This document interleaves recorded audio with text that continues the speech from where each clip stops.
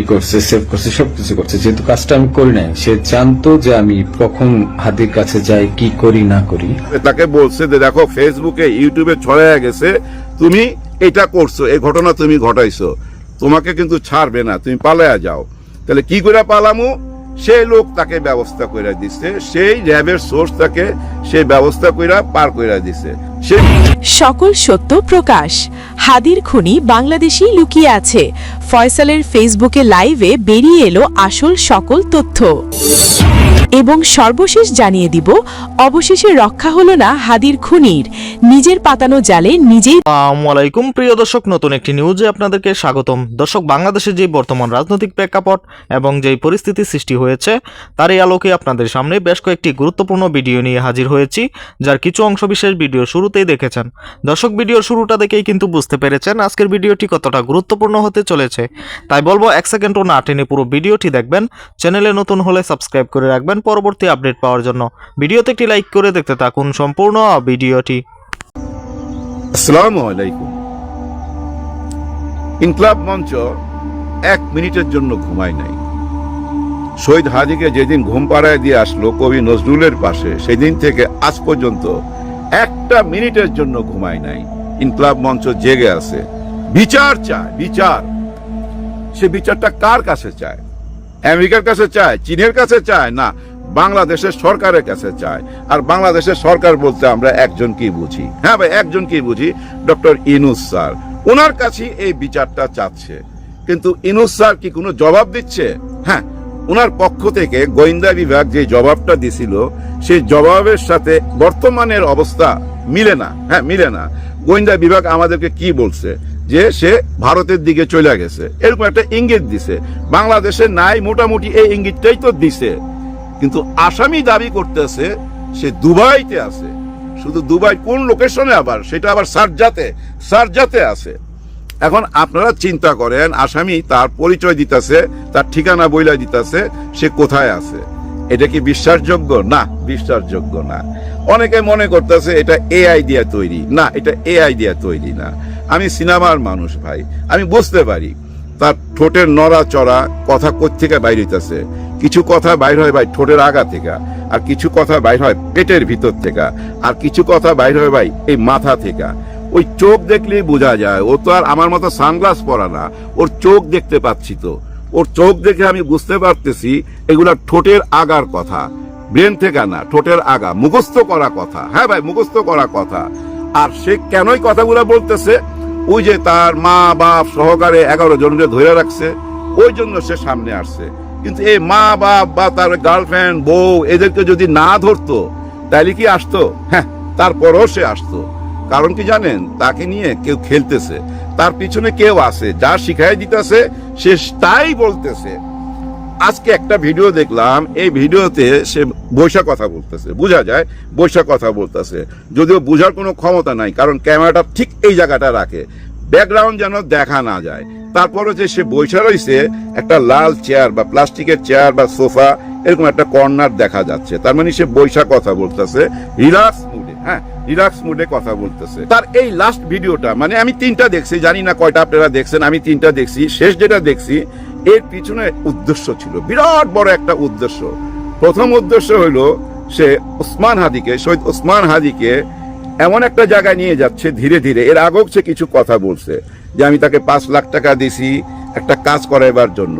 তার মানে ওসমান হাদি তদবির করত, এবং সে এই কথাও বলছে যে আমি ওনাকে চেকে দিতে চাইছি, উনি বলছে না, ক্যাশ লাগবে, আর অ্যাডভান্স ছাড়া কাজ করা যাবে না। তার মানে দেখেন, সে ভিডিওতে ওসমান হাদির দিকে এমন কিছু ইঙ্গিত করতেছে যে আপনার মনের মধ্যে প্রশ্ন চলে আসবে, ওসমান হাদি তাইলে কি তলে তলে ওই তদবির ব্যবসা করত? এর কাছ থেকে নাইলে 5 লক্ষ টাকা নিল কেন? তারপরে সে কি বলতেছে, 200 গেঞ্জি দেওয়ার জন্য তাকে খুব চাপ দিছে, টেলিফোন করছে। আপনারা তাকে জিজ্ঞাসা করেন, মানে ওসমান হাদির সঙ্গে যারা ছিল তাদেরকে জিজ্ঞাসা করতে বলতেছে। এই পর্যন্ত বলা ঠিক আছে, আচ্ছা ধরে নিলাম এগুলো হইতে পারে, এগুলো আমরা বিশ্বাস করতেও চাই আবার করতেও চাই না। এগুলো সবই প্রমাণ পাওয়া যাবে ওসমান হাদির আশেপাশে যারা আছে তাদের সঙ্গে কথা বললে। কিন্তু আজকে যেটা বললো, এটা একটা ভয়াবহ ব্যাপার, যে তাকে পার কইরা দিছে। মানে যে লোকটা, কি মোল্লা যেন নাম, ওই লোকটা যে তাকে পার কইরা দিছে, সে কে? সে হচ্ছে র্যাবের সোর্স। সে বলতেছে যে র্যাবের সোর্স উত্তরায় থাকতো, তাকে নিয়ে সেফ জোনে রাখছে এক রাত। তারপরে তাকে বলছে যে দেখো ফেসবুকে ইউটিউবে ছড়াইয়া গেছে, তুমি এটা করছো, এই ঘটনা তুমি ঘটাইছো, তোমাকে কিন্তু ছাড়বে না, তুমি পালায়া যাও। তাহলে কি করে পালামু? সেই লোক তাকে ব্যবস্থা করে দিচ্ছে, সেই র্যাবের সোর্স তাকে সেই ব্যবস্থা কইরা পার কইরা দিছে। সেই মোল্লাই তাকে ভারত হইয়া বা অথবা মনে করেন ঢাকা এয়ারপোর্ট দিয়া কিভাবে পার করছে, এটা ওই মোল্লাকে ধরলে বোঝা যাবে। এটাও সে শিখাই দিতেছে যে ওরে ধরেন, ওর নাম কি আমি ঠিক বুঝি নাই, সরি, নামটা আবার পরে আপনারা যাই না নিয়েন, ওর ভিডিও দেখলেই বুঝতে পারবেন। ওকে ধরতে ইঙ্গিত দিয়ে দিচ্ছে বাংলাদেশ পুলিশকে যে ওরে ধরলেই আপনি সত্যটা জানতে পারবেন। অবশেষে রক্ষা হলো না হাদির খুনির। নিজের পাতানো জালে নিজেই ধরা পড়লেন। ফেসবুক লাইভে এসে বোমা ফাটালেন শহীদ উসমান হাদির খুনি ফয়সাল করিম মাসুদ। লাইভে ফয়সাল বারবারই দাবি করছিলেন তিনি বর্তমানে দুবাই অবস্থান করছেন, কিন্তু গোয়েন্দা তদন্ত এবং আমাদের হাতে আসা অকাট্য প্রমাণ বলছে ভিন্ন কথা। আমাদের অনুসন্ধানে উঠে এসেছে এমন সব চাঞ্চল্যকর তথ্য যা আপনাকে বিশ্বাস করাতে বাধ্য করবে। শুটার ফয়সাল করিম মাসুদ দুবাই নয়, বরং বাংলাদেশেই অবস্থান করছেন। কিন্তু কোথায় লুকিয়ে আছে শুটার? কার শেল্টারে এতদিন তিনি আত্মগোপনে ছিলেন? কারো ছত্রছায়ায় হাদিকে হত্যা করা হলো? আজ আমরা উন্মোচন করতে যাচ্ছি হাদি হত্যার সেই অজানা রহস্য এবং ফয়সালের অবস্থানের আসল সত্য। মূল ঘটনায় যাওয়ার আগে একটি প্রশ্ন, আপনারাও কি চান শরীফ উসমান হাদির খুনিদের সঠিক তদন্তের মাধ্যমে গ্রেফতার করে সর্বোচ্চ শাস্তি, মৃত্যুদণ্ড কার্যকর করা হোক? যদি তাই হয় তাহলে আপনি কমেন্ট বক্সে লিখুন হাদি হত্যার বিচার চাই। উসমান হাদি হত্যাকাণ্ডের পর থেকেই যার নাম সবার মুখে মুখে এবং মামলার এজাহার থেকে শুরু করে সিসিটিভি ফুটেজ সবখানেই যাকে হত্যার মূল কারিগর হিসেবে চিহ্নিত করা হয়েছে, সেই শুটার ফয়সাল করিম মাসুদ অবশেষে প্রকাশ্যে এলেন। তবে পুলিশের হাতে ধরা দিতে নয়, বরং সামাজিক যোগাযোগ মাধ্যমে লাইভে এসে নতুন এক নাটকের জন্ম দিতে। দীর্ঘদিন আত্মগোপনে থাকার পর গতকাল পরপর দুইবার ফেসবুক লাইভে আসেন এক কুখ্যাত আসামি। এসেই তিনি দাবি করেন তিনি নাকি এই হত্যাকাণ্ডের সাথে জড়িত নন। তিনি দাবি করেছেন তিনি বর্তমানে বাংলাদেশের সীমানা পাড়িয়ে সুদূর দুবাইয়ে বিলাসবহুল জীবন কাটাচ্ছেন। কিন্তু একজন চিহ্নিত খুনি যার বিরুদ্ধে সুনির্দিষ্ট অভিযোগ এবং প্রমাণ রয়েছে, সে চাইলেই কি সত্যকে মিথ্যা দিয়ে ঢাকতে পারে?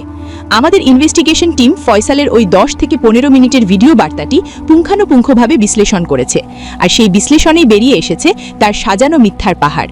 ফয়সাল তার ভিডিওতে বারবার একটি কথাই প্রতিষ্ঠা করতে চেয়েছেন, আমি দেশে নেই, আমি দুবাই আছি। তিনি ভাবছেন লোকেশন দুবাই দেখালেই পুলিশ হয়তো হাল ছেড়ে দেবে। কিন্তু দর্শক, তিনি একটি বড় ভুল করে ফেলেছেন, আর সেই ভুলটি হলো তার ভিডিওর ব্যাকগ্রাউন্ড সাউন্ড বা পারিপার্শ্বিক শব্দ।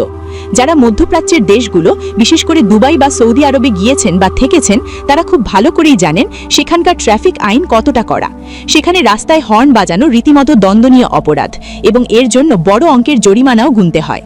দুবাইয়ের রাস্তায় সাধারণত পিনপতন নীরবতা থাকে, অথচ ফয়সালের লাইভ ভিডিওটি যখন আপনারা হেডফোন লাগিয়ে মনোযোগ সহকারে শুনবেন, তখন তার কথার পিছনে স্পষ্টভাবে ভেসে আসবে রিকশার বেলের টুংটাং শব্দ, পুরনো ইঞ্জিনের বাসের কর্কশ হর্ন এবং জামে আটকা থাকা রাস্তার সেই চিরচেনা কোলাহল।